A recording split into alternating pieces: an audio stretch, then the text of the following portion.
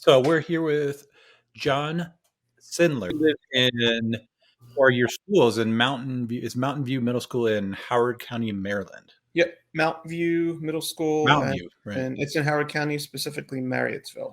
Okay. Yeah, I'm in Colorado Springs, so I've been to Baltimore. That's all I know. Cool. And so you're the director of bands at the middle school there. Tell me a little bit about yourself. Your background in music and music education. So I've been teaching middle school band for 28 years. I started in Baltimore County Public Schools. I was Okay. at General John Stricker Middle School for 5 years, and then I was at Cockeysville Middle School for 14 years, and then I transferred to Howard County at Mountain View Middle School, where I am now, in 2015. I have an undergrad degree in music education and a master's in music education with an emphasis in wind conducting. Oh, wow. So where'd you go to school? I did my undergrad at Towson University. Back then it was Towson State University. Okay. And my master's I did at Peabody, which is part Okay. of Yeah. I have a friend that's just finishing a master's at Peabody and cool. jazz studies. They just started a program there, jazz study master's. Fantastic. Right. And that's part of John Hopkins, right? Yep. Sure. Yes. Right. Yeah. Just learning about that. So, wow. So you have a lot of experience. And what instruments do you play? Or did you That's play? my primary. Yeah. I played piano when I was younger, Yeah. but that's pretty much it. I mean, I can play all the instruments Yeah. just from teaching all these years, but clarinet is the one I'm most comfortable with. Cool. Yeah. I was a trombone player and Oh, okay. my daughter who's how old is she? No, 10 years old. My youngest, she just started playing clarinet. Oh, nice. And yeah, so I picked it up and I was like, this is really hard to blow on compared to a trombone. There's so much resistance here. Yep. Like, and if you don't have the reed on properly, it won't work. At least with the trombone, you just stick the mouthpiece yeah, in the lead pipe and you're good to go. I know yeah, I know. But clarinet it's hard. It's one of those instruments. It takes years to produce a good tone. I mean, Yeah, because there's so many more variables with the ligature, the mouthpiece, the reed, the temperature, everything.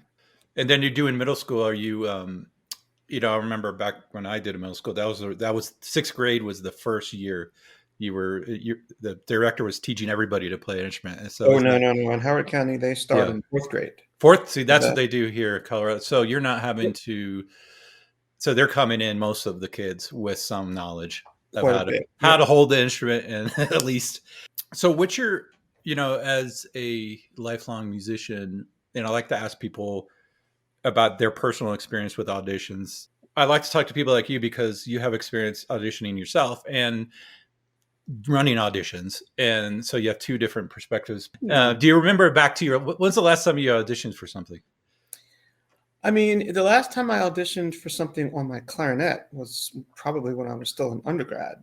Yeah. Wow. But I consider job interviews now to be pretty much the same thing. I know they are. Yeah. As an audition. So my most recent job interview was when I transferred to my current school, which would have been back in the spring of 2015. So 9 years ago. Right. Yeah. And so did you have to whip out your clarinet for the principal? And then I did not. We're doing etude number one. I had to do something similar, not my clarinet, but I did have to do something very musical and analyze a conductor score when I had my screening interview with the music supervisor. Oh, really? Then when I went to the specific school, yeah, it was just questions. It was a question interview. That's interesting. So like the person in charge of music for the district had some kind of music assessment for you. I had to choose a piece of music. They had several for me to choose from. Yeah. I had 20 minutes to study it. Yeah. And then I had to basically talk through how I would do a lesson, how I would teach that piece to a band. Wow. I was really appreciative of that because I thought it was a great way for me to demonstrate my skills rather than just a back and forth question interview. I know. Did they tell you ahead of time you were going to be doing this? I can't remember if they told me or if one of my colleagues who had interviewed earlier told me, but I knew about it in advance. I'm trying to think of that process. I don't think I could handle it. Of course, I'm a music school dropout, so I don't. Do you remember back your college audition? What that was like? Is it's sticking in your brain? Was it a scar or? It actually is because I auditioned for undergrad at both Towson and Peabody. Okay, and I really had my heart set on Peabody. And it was a much more demanding interview and audition. There were a lot more components to it. Yeah. And the head clarinet person was a pretty big name. Two of them actually were Mm. pretty big names in the clarinet world. So I was pretty nervous, and Peabody was by far my first choice. Yeah. So I got through the interview and the audition, and then I had to do a singing test. I mean, there were so many components. Oh, I had to do wow. ear Yeah. training, clarinet audition, interview with the music ed staff. Um, it was quite extensive. Wow. And then a few weeks later, I did my Towson University audition, Mm. and at the time, Towson was my second choice, so it was a lot less pressure, and it was also an easier audition with less components and Yeah. less requirements. So I went into that one and I felt really good about both auditions, and then I ended up getting accepted to both schools. Yeah. And immediately I thought, okay, well then it's going to be Peabody. There's no question about it. And I remember having a conversation with my principal and my parents Yeah. because we wanted to talk about what would be the next step. Peabody was also a lot more expensive, and my principal sat Right. down and he thought that I wanted to be a performance major. And I Mm. said, no, no, no, no, no. I want to be music education. I want to teach. You want to have a And job? No. he said that exactly. Yeah. He said, then I apologize for all these months telling you that Peabody should be your first choice. Towson should be your first choice. It's the best teacher training institute in the area. So I did a complete 180, Wow. and I found out later it was 100% right, because at Peabody they really stress performance even with music education, and that Yeah. just wasn't something that I was interested in doing. So I got into Towson with flying colors because that to me was a no pressure audition, and Yeah. it worked out. It worked out great, and then I did end up going to Peabody for my master's. So I got Right. to both worlds anyway. You're like, I don't have to have this trauma of this experience. And I know I went to North Texas for jazz studies. Then I dropped out, and the rest is That's a history. great school. But yeah, there's a lot of music ed majors there, and Mm. I don't know what their experience was like, but I would assume it would be different than if you went to a school that was mostly music ed majors, like Texas Tech or something. But right, I mean, these these auditions can be really extensive. Like my son is, we just went to Philly and New York and looking at these schools, and just he's like, how many schools can I audition for? Because for one thing, I have to pay for them, but some of them required me to fly out there and talk to them and audition. It's quite extensive. So Yeah. audition, it's amazing how much auditions could be part of your life at certain times. Talk a little bit about what you do now with your bands, just in your own school, and then as far as assessing them, testing them, placement, that thing, and maybe how that's changed over the years. It's changed a lot for me because in 19 years in Baltimore County schools, all of the ensembles are grouped by age, not by ability level. So Okay. at my Mm. last school, I had a sixth grade band, a seventh grade band, an eighth grade band.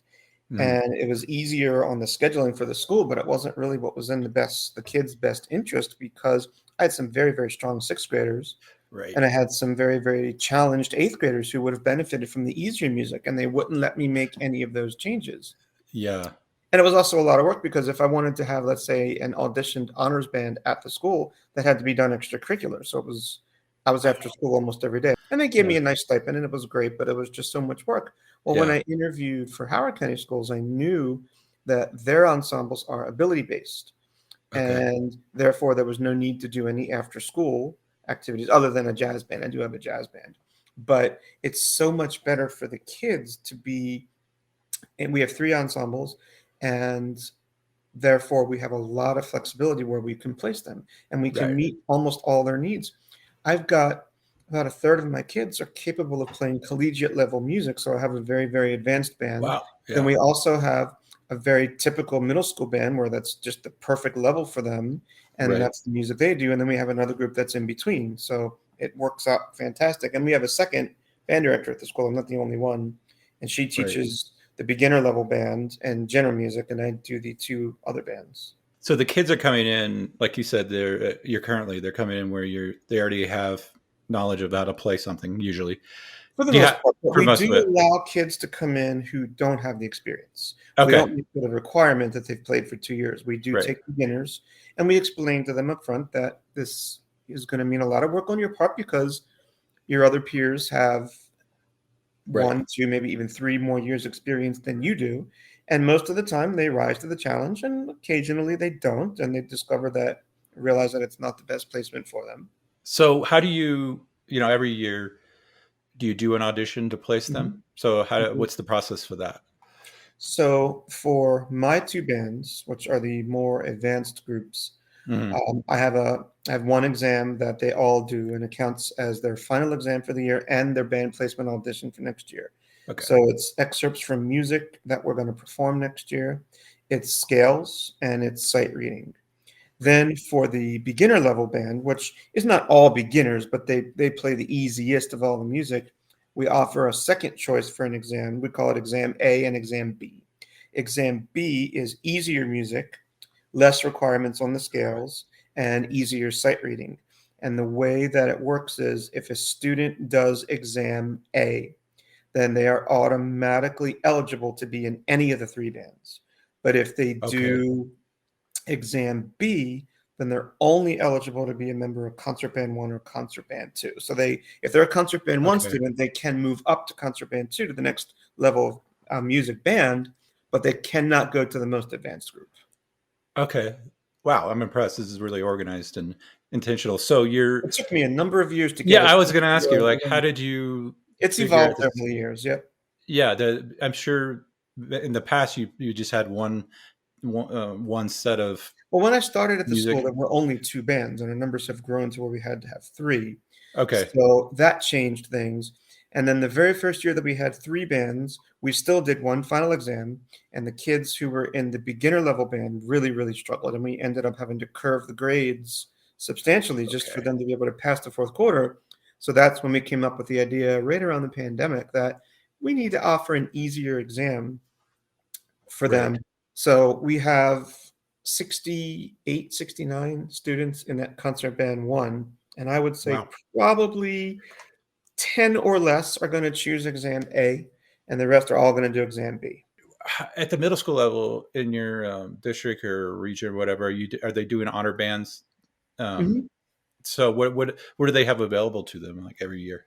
So this past year, they offered 3 levels of honor band across the county. They called it GT Wind Ensemble, GT Symphonic Band, GT Honor Band. And then Yeah. they had similar ensembles for choir and for orchestra. And some of the orchestras actually are full year group. They meet weekly and do multiple performances. The Okay, honor that's cool. bands, it's basically just 3 or 4 rehearsals and then a concert, which Right. is a typical honor band setting. Anyway, so have you been involved in that organizing or any of those outside groups judging in the I past? Yeah. judge pretty frequently, Yeah. and I was on the committee. I directed one of the honor bands for several years, so I was involved in the Okay. whole audition process. Oh wow. So I what do haven't done you? that in the past few years. I think the last time I did it was maybe 2019, 2020 early, so something like that, right before the Right. pandemic. One thing that Snap we talk a lot about is, does your audition process achieve the goal you're trying to reach? Which, if your goal is, I want the best students or the best performers from the state, then according to this criteria, maybe the process shouldn't be hard to change as far as what music, if it works, it works. What do you think? Uh, Maybe outside of just what music they're choosing, what they have to perform, like what would be something you would change in that process? What I would change wouldn't have anything to do with the kids or the audition requirements. I would Yeah. change the training for the judges so that all of the Okay. judges are on the same level. And it's so subjective and it can be very difficult for consistency, particularly when you have an instrument or a voice where there are so many auditioning that you need multiple rooms. And I'll Oh, just right, give you an right. example. Up until this year, they would have, I'll just use clarinet because that's my instrument. They would have 3 preliminary rooms, Hmm. and everybody would audition in one of those prelim rooms. And if they scored a certain level or higher, then they got invited to go to a finals room where they had to go through the audition again with a different set of judges. The same music. So the The same same. exact music, Okay. different scale, same music, but potentially different excerpts from it, and harder sight reading. Okay. And only the students who were sent to the finals room were eligible to actually be a member of the band. And the issues that we've had with that over all these years is that if you have, let's say, the prelim room 1 has 2 really hard judges and the prelim room 2 has 2 really easy judges, then there's going to be a complete lack of equity, because there are going to be kids in room 1 who aren't going to the finals who should, and kids in room 2 who are going to the finals who shouldn't. So what they decided to do this year, which I thought was a great idea, they still had their 3 rooms, but in one room, every kid did one excerpt and a scale. And then the next room, they did another excerpt and another scale. And then in the third room, they did the sight reading. So every judge heard the same exact thing in every single kid. So it was much more fair. Oh. So it was just the same number of kids in the same number of rooms. The kids had to visit more than one room, but the sight reading judge heard the same sight reading piece for every single clarinet. So we knew that the scores were much more legitimate. Did they have a panel, or was just one person judging the sight reading? Two judges per room. Okay, that's cool. Did they use any kind of scoring rubric, or? Yes, they did have. I didn't see it because I wasn't a part of it this year, but they do have a rubric that they use. Okay, that's what we just built in the Snap, was a scoring rubric, because so many auditions is amazing where the judges are just not given any kind of well, maybe some instruction, but it's art, and it is, and there really needs to be some sort of formal training so that everybody can be on the same page. I've judged before where we got thorough directions before the first kid came in the room. And then I've had other experiences where I get there and they basically just say, "You've all done this before. You know what you're doing. Just go do it." And we get no training, and it's not quite so black and white. Then you compare that with, if you look at like the figure skating requirements for the Olympics or the gymnastics. I remember years ago they changed it. It used to be like score 1 through 10. It's so easy, and now they have the artistic score and the technical score. I think sometimes as music teachers and people volunteering their time are getting paid hardly anything. We're in this situation where, like, how detailed do we want to get with it? If you think about how much time the kids are putting into it and how much work they're doing, I think my feeling is whoever's organized it owes it to the kids whoever's auditioning to do a good job at judging them, right? Yes, So that's 100%. They should put as much care into the organization of the event as they do to the judges' training, because the kids are working their hearts out preparing for it, so they deserve a consistent and fair feedback. Yeah, totally. So you're or should I say evaluation process, because depending on what the audition is, they don't always get feedback. When they audition for All State, they don't get any feedback. They don't even know their score. But when they do the solo and ensemble performance, then they get tremendous feedback. Right. And that's been the traditional way of doing it. And I think the logistics, this is where, my desire to build the software came in, was, hey, how do we make it super easy to give feedback and rubric and all these things, or you could just push a button to do it? And that's what was one of my motivations, because I thought, if I'm auditioning for something, I'd like to kind of know how I did. But then I also understand the practicality of getting it to people, right? But one thing we did when we built our rubric builder in Snap was we made it where the entrant to the audition could see the rubric before they audition. And that was something I took from just general academics. The idea was you give them a rubric for this paper they're writing, and then they know, okay, I need to include these things. Exactly. Right. Their preparation helps them tremendously. Right. Yeah. And then it's a full circle kind of thing. Yep.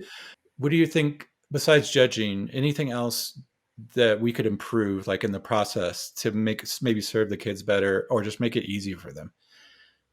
It's tough because all the kids are coming from different backgrounds. Yeah. And it may be the same school system, but the individual programs are on completely different levels. So it's really tough to have to pick just one standard, one set of music, and know that fits. It's going to have to fit everybody. And this is not a one size fits all. So there's definitely some frustration there. But I also think that you have to be consistent and you have to have equity. And if you give a certain population of the auditionees easier music, well, that's inequitable to the kids who are doing the harder music. Well, it might be harder to tell between them And too. that too. Yeah. And that too. I mean, what I do with my school, it's all self-contained because it's just my program, just my kids, Right. and we give them the option and we tell them exactly what the outcomes will be. But if you're auditioning just for the Maryland All-State Band and you see the audition music, for some people it's going to seem very easy, and for some people it's going to seem very challenging. Right. That is an issue because here in Colorado for the All-State Jazz, which my son did, I was listening to what he was recording and I thought this is way too easy. Like, but if you just started playing bass, he plays bass, then there would be a challenging part to it. But I thought if you have two bass or two or three bass players that can play, I don't know how you would tell the difference between, but they should have really had like a region for the city band, a different set of requirements. And then for the All-State, but again, it takes intention. I think sometimes I don't see that. What I see in a lot of the state organizations is just we just do it the way we've always done it because takes somebody who's a leader to come up and say, we need to change, we need to make it more equitable or whatever. But I mean, some of this goes back to the socioeconomic status of the school and how many kids are taking lessons, I assume. That So, definitely factors in. right, exactly. And then in jazz, in my world, there's also the style component. So I might be Of great course. at playing electric bass, more pop sound, but maybe not as good a upright bass swing sound or something.